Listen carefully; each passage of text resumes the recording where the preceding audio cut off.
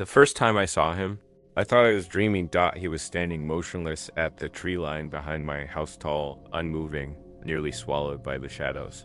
It was close to midnight and the yard was dimly lit by a tired moon. I stood there, staring through the glass of the back door, heart slowing, then speeding up again. My brain struggled to catch up. Maybe it was a branch, a trick of the light, just my eyes playing with me. But the next night, he was back, closer. That's when I stopped telling myself it wasn't real. I moved into this house to get away from everything. After the breakup, after the panic attacks, after months of feeling like I was unraveling from the inside out. I needed somewhere quiet, somewhere far away from the noise and people and memories. This house sat at the end of a sleepy cul-de-sac, pressed up against a dense stretch of woods. My closest neighbor was a few houses down. Perfect. It felt like the kind of place you could finally hear yourself think. The kind of place you might start over without being haunted. And for the first week, it was exactly that. Peaceful, still, safe. I spent my evenings on the back porch with a blanket and a cup of tea, letting the sounds of the forest wash over me.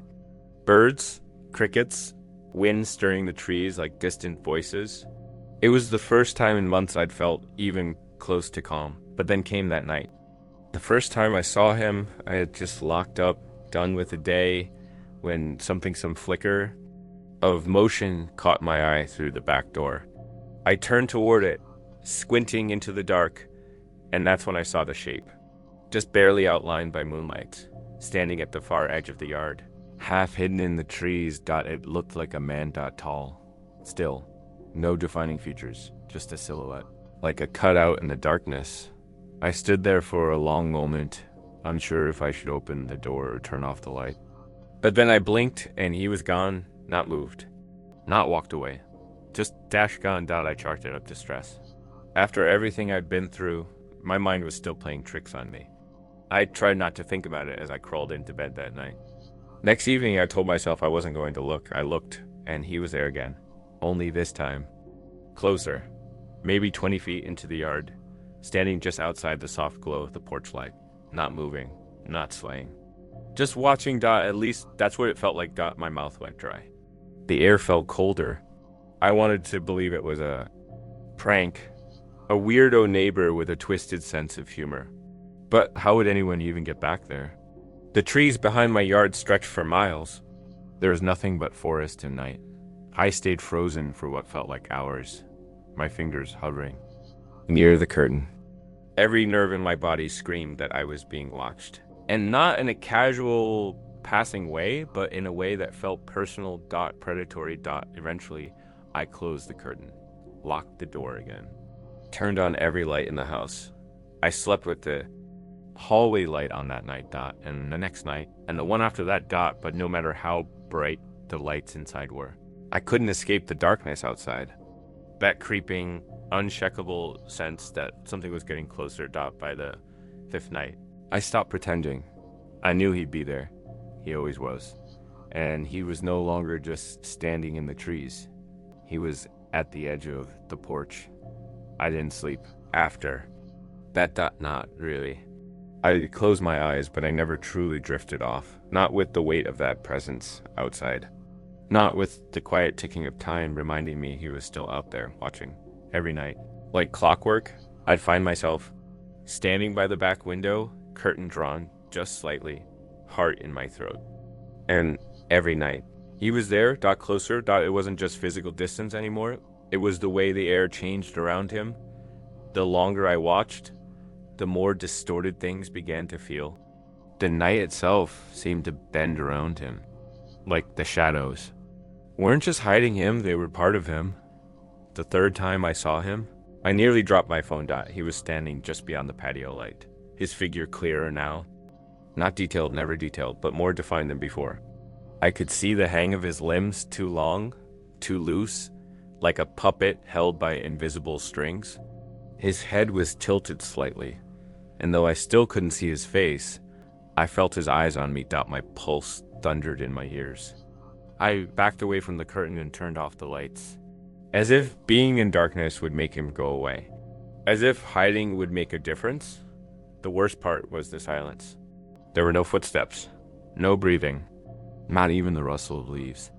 Like there had been on earlier nights, just stillness. And that stillness followed me into the bedroom, into the kitchen. I started glancing over my shoulder inside my own house, certain I'd catch a glimpse of something behind me. I kept the doors locked, triple checked the windows, but locks felt meaningless. Walls felt thin. The air was never quite right anymore. Too heavy, too sharp. Like the house was slowly suffocating.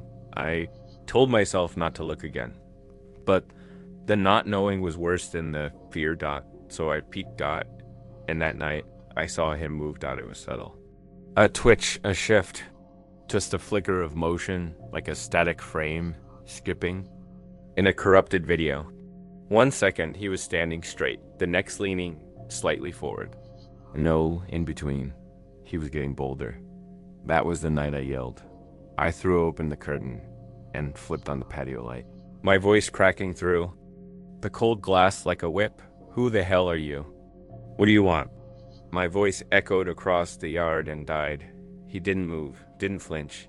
Just stood there, tilted forward now, as if my voice had made him curious. His face, if there was one, was still cloaked in shadow. But I swear the darkness around him seemed to tighten, like it liked being called out. Like it was feeding off it. I slammed the curtain shut so hard it nearly tore from the raw dot. After that, I stopped looking out the window. But I still felt him, every night. Closer than before, I started hearing things. Faint clicks. Breaths. A low tapping sound, soft. Deliberate, like fingernails on glass. Always near the windows. Always when I was alone. Sometimes the noise would follow me from room to room. Always a few steps behind, never quite catching up. It wasn't in my head. I knew that now. And the worst part? One night, I found the porch light switch flipped off, even though I hadn't touched it.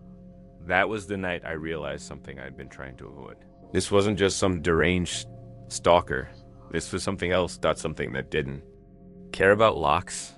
Something that wasn't going to stop at the window. Something that wanted in. And I think it was starting to find a way. By the fifth night, I couldn't pretend anymore. This wasn't some stress-induced hallucination or a figment of my broken nerves. He was real. And he wasn't going away. I called the police. I felt ridiculous. Explaining that some man had been standing in my backyard every night, not doing anything, not breaking in, just ... standing there. But when I told the dispatcher, I felt unsafe. She said they'd send someone to check it out. 2 officers came, just after dusk. They walked the perimeter of the yard with flashlights, their boots crunching through dead leaves and grass. They peered into the woods, asked a few questions, then offered up the usual shrug. Probably a hiker, one said. Or a neighbor messing around. I wanted to scream. He doesn't move, he stands there. Every night, closer each time. They gave each other a glance, subtle but dismissive. If you see him again, call us. One said as they left.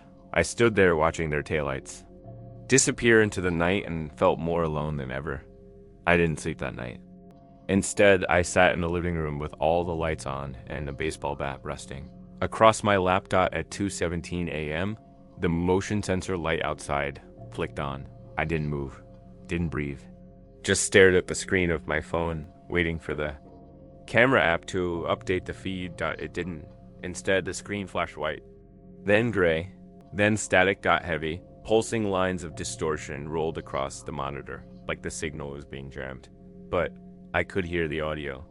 And somewhere beneath the hiss and crackle, there was a sound, something like breathing, wet, heavy, close. I felt a pressure in the room, like the walls were bending inward.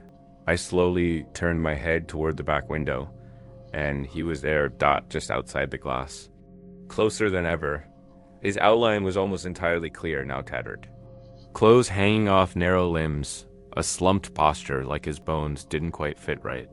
His arms hung unnaturally low and his head tilted too far to one side, like it was broken at the neck. I stared, frozen in place. He didn't move. Not in the way people move. He just Was Dot as if time wasn't a rule he had to follow. And the worst part, the absolute worst part, was the way the darkness seemed to cling to him like a second skin. The shadows didn't fall on him. They radiated from him. I yanked the curtain shut. A heart punching against my ribs. The lights inside flickered Dot just once. But that was enough. I slept in my bedroom closet that night. Door cracked open, clutching my flashlight and a kitchen knife like either would do anything. I dreamed of static. Of endless gray fuzz, swallowing my house, my yard, my mind. I dreamed of the figure standing inside my living room. Arms stretching longer and longer, reaching for something just out of sight. When I woke up the next morning, I had bite marks on my tongue from clenching my jaw so tight. That afternoon, I bought more motion lights, several cameras, even a backup generator. I covered every corner of the house, inside and out. I even lined salt across the windowsills. Some superstitious post I found online at 3 a.m. in a half-mad spiral Dot. It didn't matter.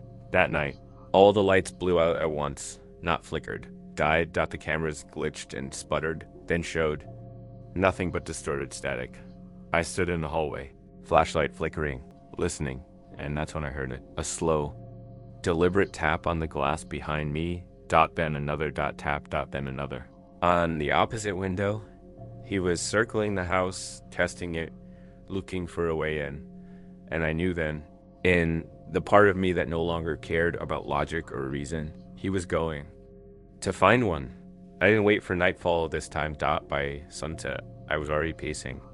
Every inch of my skin itched with a sense of incoming disaster, like the house was holding its breath. The silence outside felt wrong, like the world was waiting for something. I was done hiding, done hoping it would just go away, so I stepped outside. The air was colder than it should have been. Not just chilly, but off, like the temperature had dropped in a bubble around the house. My breath clouded in front of me as I crept toward the edge of the patio, flashlight shaking in my hand.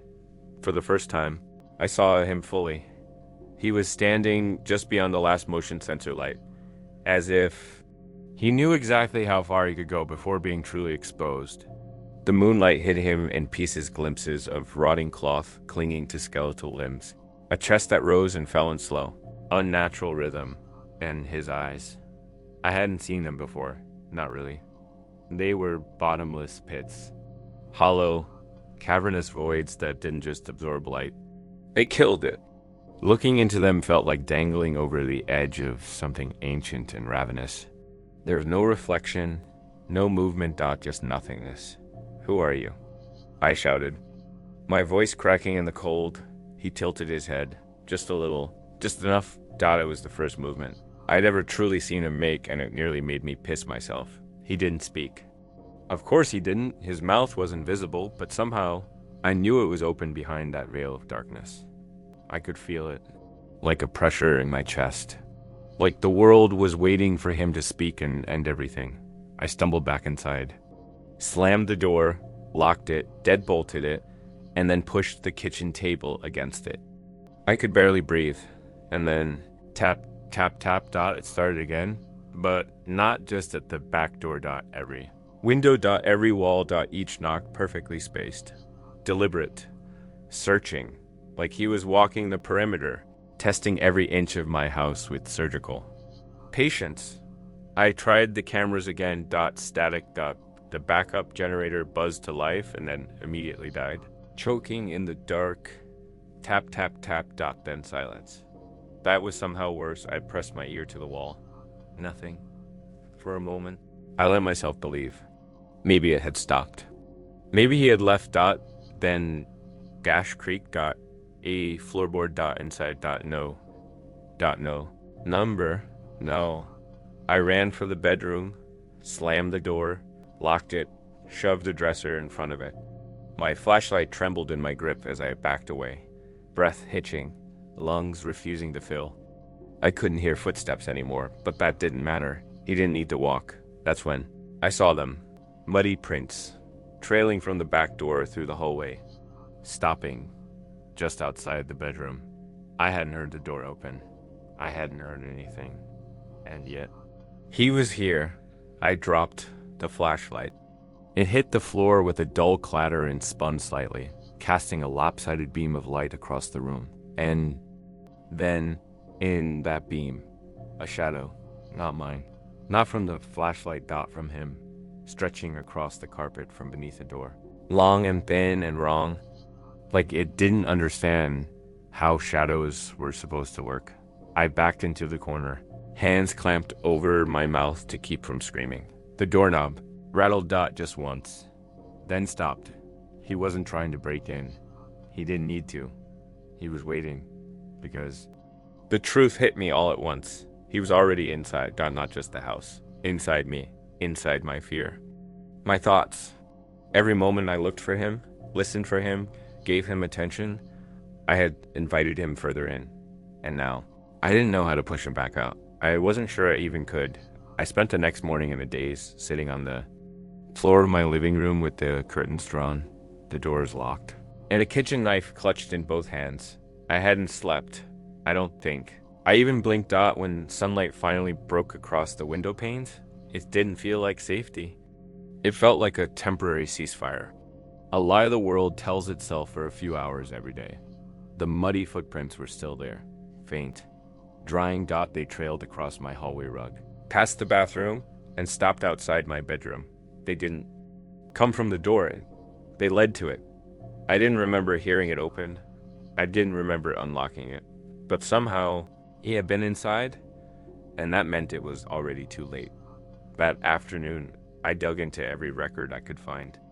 Old real estate listings, archived news clippings, neighborhood forums, local Reddit threads, even microfilm at the public library. I should have done this before moving in, but I'd been too eager to run from the past to check what kind of future I was stepping into. Turns out, my house had one, and it wasn't good. The last listed owner was a man named Ellis Wade, single, worked from home. Moved in 2 years before me. He vanished, no warning. No evidence, no goodbye, no body. One day, he just stopped replying to texts and emails. His employer sent someone to check on him. The house was locked, empty, the lights still on. Dinner. Left cold on the table. He was never found. The case went cold. Most people assumed suicide, or that he ran off. But the deeper I searched, the more I found tiny whispers scattered in the corners of comment threads, hushed in archived neighborhood groups. The name kept popping up. The Watcher Dot at first. I thought it was just a creepypasta. An urban legend. But no one was joking. It wasn't a story, they were warnings. They all said the same thing. A figure in the woods, standing still. He starts far away, every night. He gets closer by the time he reaches the porch, it's already over. Some posts mentioned dreams. Others described camera malfunctions. One person talked about hearing whispers through the walls. Another posted a drawing shaky pencil lines that looked exactly like what I'd seen. Long limbs, slouched posture, black holes were the eyes. Should have been, and each person had the same thing in common. They had lived in this house. The pattern was always the same sightings, paranoia, silence, then. Disappearance, no one ever lasted more than a month. I'd been here 27 days. Fear that bloomed in my chest wasn't the wild panic I'd felt before it was colder. Now, quieter, because I finally understood. He doesn't chase you. He waits. He lets you open the door. With every glance, every fear-soaked breath, every whispered thought, you let him in. That night, I kept every light on. Every bulb in the house, every motion light outside, everything I had. I sat in the center of the living room surrounded by flickering halos of light, phone in one hand, flashlight in the other. For a while, nothing happened, no movement, no capping, no shadow at the window, just me, bathed in warm light, watching the clock tick closer to midnight, and then the power died, all of it. The lights went out with a soft pop, the silence that followed was instant, suffocating. As if the house itself had been holding its breath and finally exhaled, my phone screen went dark. The flashlight wouldn't turn on, only the sound. Remained footsteps, slow, heavy, coming up the porch steps. I Was out of time. Dot the footsteps. Stopped at the door. Dot then dash nothing. Dot no knock. No scratching. Just an unbearable silence pressing against the walls. Like sound itself had been peeled out of the air. I didn't breathe. Didn't move. The flashlight in my hand clicked and buzzed. But no light came. My phone screen was blank. No signal. Not even the emergency dial worked. The darkness around me was thick alive, almost like it had masked Dot, and then tap dot not at the front door. But the window dot the one right behind me dot tap dot, then another. To my left this time, a slow, deliberate pattern, like a code I didn't want to understand. I turned slowly, barely daring to move. My body screamed to run, but there was nowhere to go. The house was a tomb, the air inside stale and cold like something had already died here. I inched toward the window, guided only by the dull light of the moon, and I heard it, a whisper, not loud. Not angry, just curious. Let me in. The words came from nowhere. Everywhere. Inside my head, my walls, my chest. They weren't spoken. They were planted. I stumbled back and ran for the door. Dot locked. The handle wouldn't move. I turned to run to the back bang. Something hit the wall. Dot inside. Dot footsteps again. But this time not outside the glass. They were on the floorboards. Dot inside. Dot slow. Steady. Dragging across the wood like he didn't care if I heard. Maybe he wanted me to. I turned toward the hallway and there he was. Dot at the far end. Dot standing in total blackness. Dot no longer separated by walls or glass or light. He was in my home, and somehow larger than he'd ever appeared outside. His head nearly scraped the ceiling. His arms hung past his knees. And those eyes, those black voids that ate the light, were locked onto mine. I wanted to scream, but my voice failed. My legs barely worked. I stumbled back, tripping over furniture, clawing my way toward the back of the house. But the hallway stretched impossibly long now, like the house was shifting under his presence. Like reality itself been around him. He started walking. Dot or floating, or maybe both. His feet barely touched the ground. Dot, and with each step, the air around me thinned. Like the darkness was choking the oxygen out of the room, I reached the back door and yanked at the handle. Dot locked. Dot deadbolt. Stuck. The metal was cold. So cold it burned my skin, and then I felt it, a hand around my wrist, fingers like ice and bone. Closing slowly but firmly, I turned. He was inches away. His face, or what was left of it, was a warped, featureless shadow. No mouth, no nose. Just those twin pits where eyes should be, and then a grin. Dot, it didn't move like skin. It split, cracked open like tearing fabric, revealing something underneath. Something older than teeth, older than hunger. He didn't drag me, he didn't scream, he just pulled me forward into the dark, into him. They'll find the house. Empty. Dot lights on, doors locked, dinner cold on the table. Dot another missing person. Dot another story no one will believe until the next person moves in. And notices a figure standing at the edge of the yard. Dot watching. Dot waiting.